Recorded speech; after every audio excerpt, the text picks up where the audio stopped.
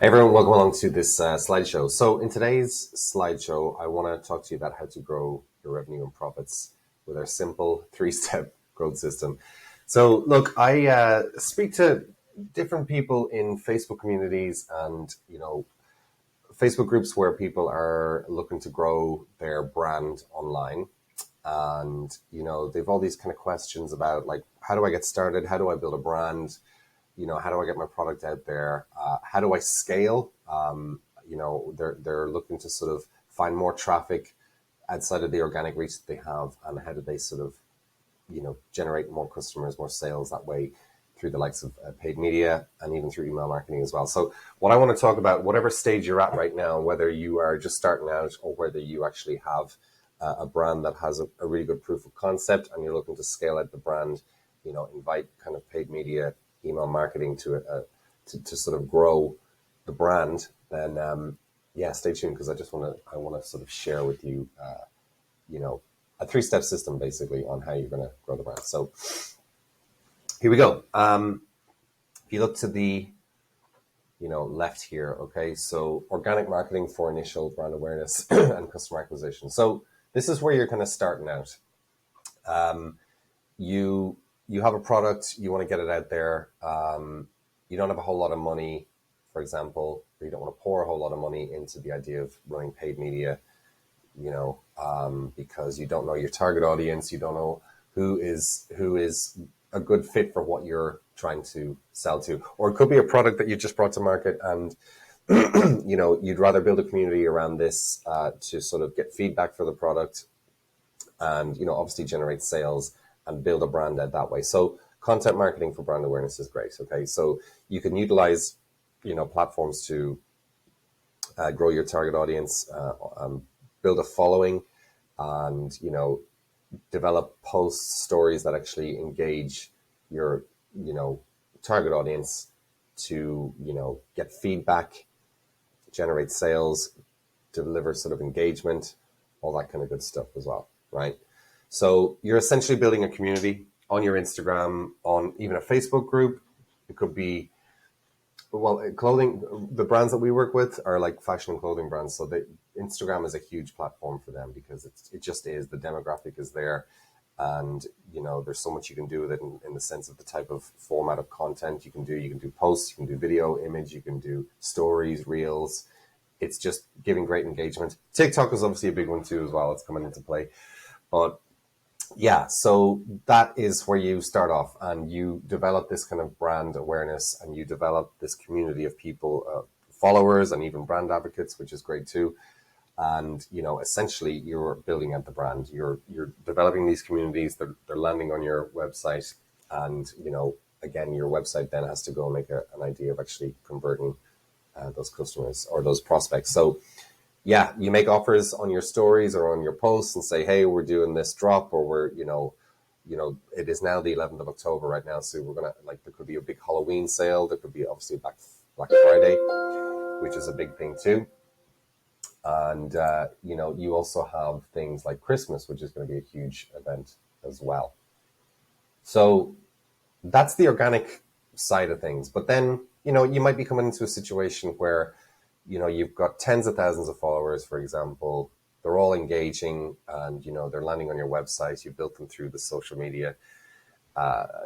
This is just one channel, for example, but you could then look to the idea, well, look, we're making this money.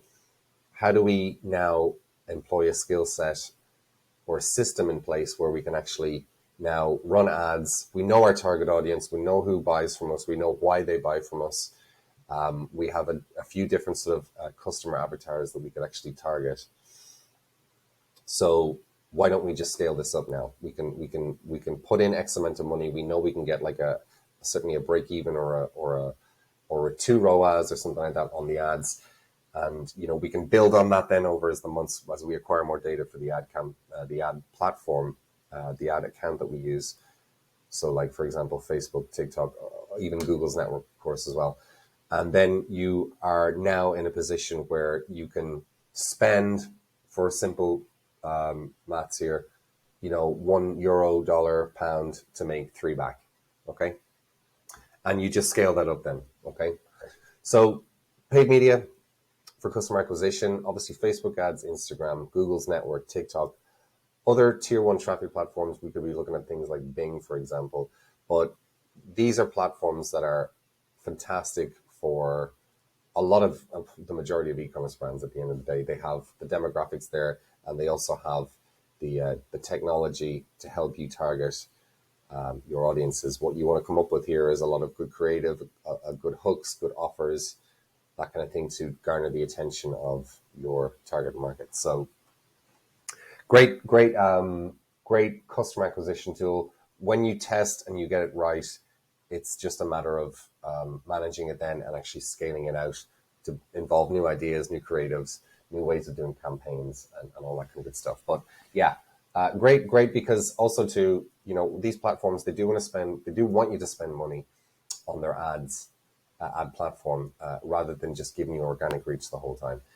And organic reach is great and everything else like that, but it's only going to bring you a certain amount of organic traffic or organic opportunity. If you really want to sort of capitalize on that, you do and should be thinking about the idea of actually spending money now to acquire more customers and sales, because that's how you really build a brand faster. So then you also have like email marketing. This is all about then building out lifetime value and building out, profits at the end of the day. So you're nurturing leads, you're driving revenue, and you're building out lifetime value. Very profitable way as well, especially like when you're acquiring these customers. They come into your sales funnel, they've bought your products, they're really happy with the shipping, the delivery, the whole customer journey and experience, the products, they're getting the desired outcomes that they're looking for or that they wish they wanted. And now they have them and they're just delighted with what you've sold them, in the sense of a hoodie or a t-shirt or whatever the hell it is. But now you can use a back end in the sense of you've got other products to sell them. Hey, you bought this hoodie, this t-shirt would go well. What about this accessory? What about this, whatever it is that you want to sell, like complete the outfit kind of thing. And in that sense of, in terms of clothing, like that's some of the things that we'd sort of do, like, complete the actual outfit, the look, like you bought this, but now buy the shoes, buy the pants, buy the whatever. So yeah, email's great for that.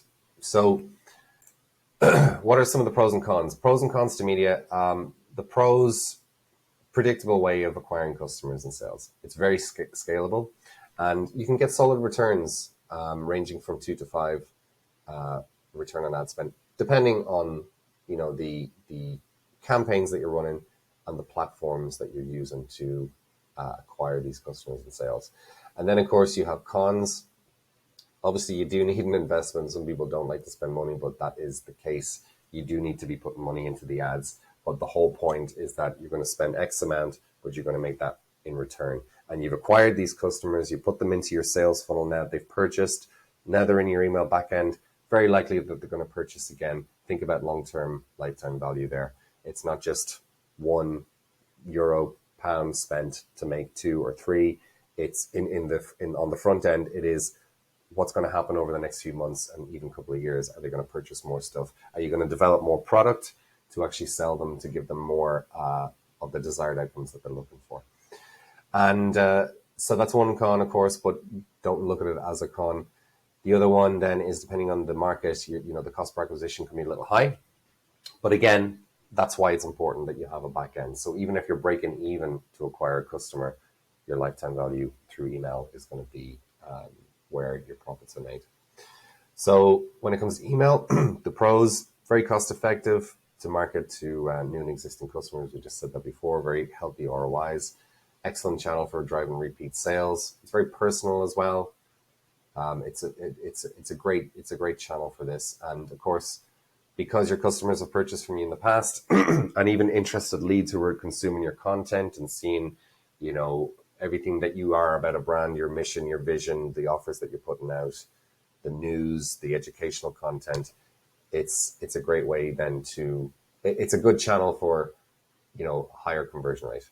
But one of the cons is that, mismanaging email campaigns can set you back quite a bit. And I'm talking about deliverability here. People just think that they've got these email addresses and they can just blast out email campaigns every once in a while, which of course you can.